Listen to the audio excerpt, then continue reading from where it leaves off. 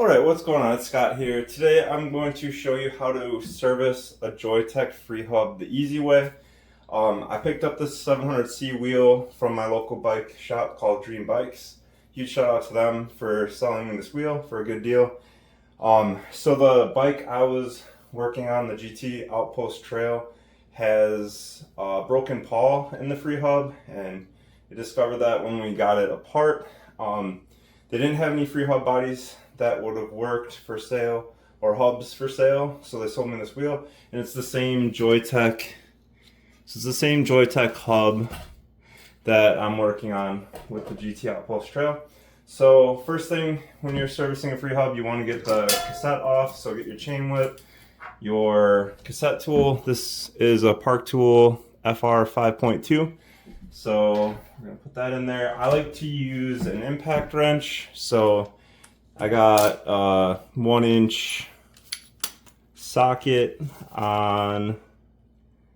Got a 1-inch socket on this impact driver, and you just want to go the opposite direction of the arrow on the lock nut. So in this case, it's showing to lock it going clockwise. So we're going to go counterclockwise to unlock it. And just make sure that your impact driver is going counterclockwise, and it is. If you don't have an impact driver, you're just going to have to use brute force and adjustable wrench usually. So we're going to go like that. Oh, it's thundering outside. Okay, so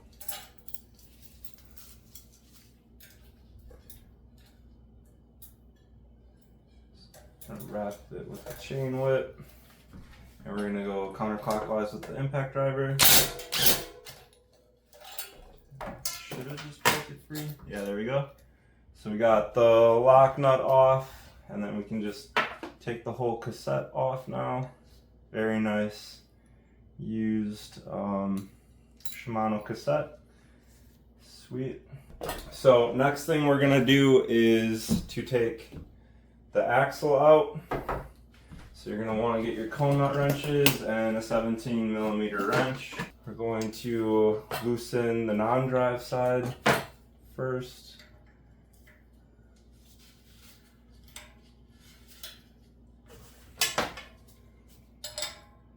So just turn this counterclockwise. Okay. So we broke that free, theoretically. It should have just broke free, right? Okay. So we're going to take off the nut and the spacer on the non-drive side. So we got the cone, the lock nut, and the spacer off now. And then we just pull the whole axle out now. Nice. Get that out. Put everything in the stainless steel bowl. And then I have my magnet. Okay, so there should be 9 balls on each side, 18 total. Just got grease on a nice shirt, unfortunately. Okay, so we got all the bearings out. Alright, so I have a 10mm Allen wrench.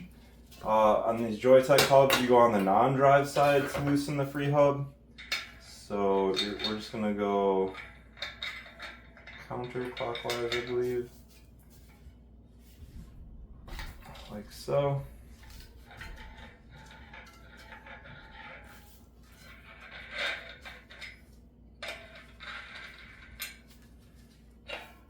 All right, and then we got the Freehub out.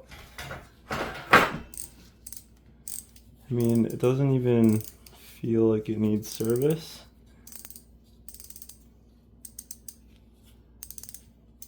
But we're gonna go through the motions just in case. This thing feels very, very, very nice. Like, it feels like this bike was barely used before it got parted out. Alright, so here's the wheel from the GT Outpost Trail. Let's see if this is a direct replacement. And it is.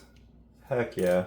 We're gonna service it. So we're gonna go have this soak in mineral spirits for, I don't know, a few hours. I'm gonna just do it overnight for good measure. And then we're going to put Phil Tenacious Oil. So there is no seal, but like you can see the bearings in here. So there's a little bit of space where you can see the bearings, and they all seem to be functioning just fine. Our Freehub body in the mineral spirits, and it's nice and submerged. And then let that soak for as long as you can. I'm gonna probably do it overnight, and then come periodically and rotate. Come periodically and then rotate the Freehub so that the mineral spirits are getting inside of the Freehub body and into the bearings.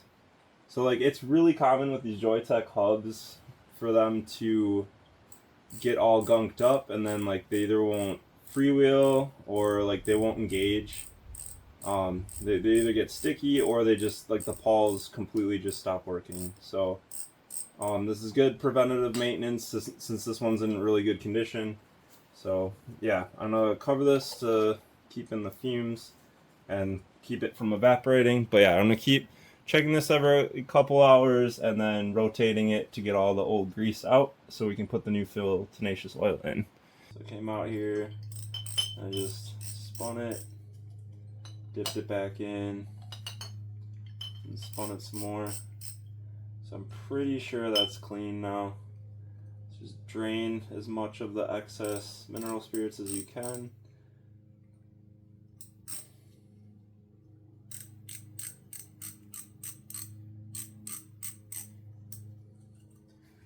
Okay, and dry it off. So I'm gonna close this up, let this evaporate for a little bit. Alright, so let this dry for a little bit. Now I have the Phil Tenacious Oil. This is some good stuff. It's like it's the right viscosity for free hubs and free wheels. So you can see there's like a gap. Let me get a light in on this.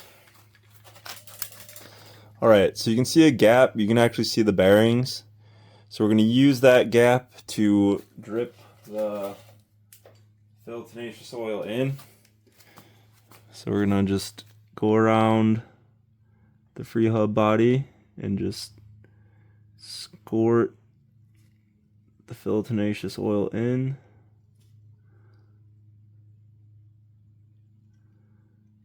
And then it should, with gravity, kind of just seep into the bearings.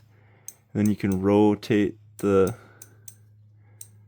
oil in so it gets worked into the pawls and the other bearings. If you want to see what the inside of one of these looks like, check this card at the top of the video and you can see the hard way of servicing one of these free hubs.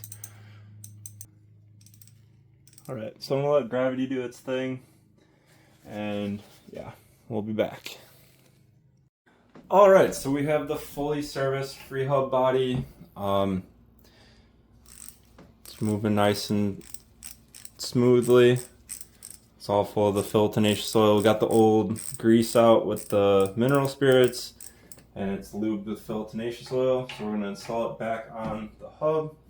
I'm going to add a little bit of grease to it because of the dissimilar metals, like the aluminum and steel. I just don't want this getting stuck in there. So I'm just going to put that in.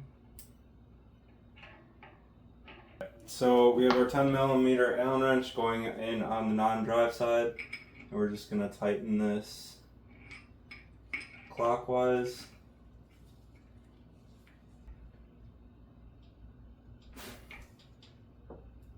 Okay, free hub on there, nice and tight. We can put the axle and bearings back in.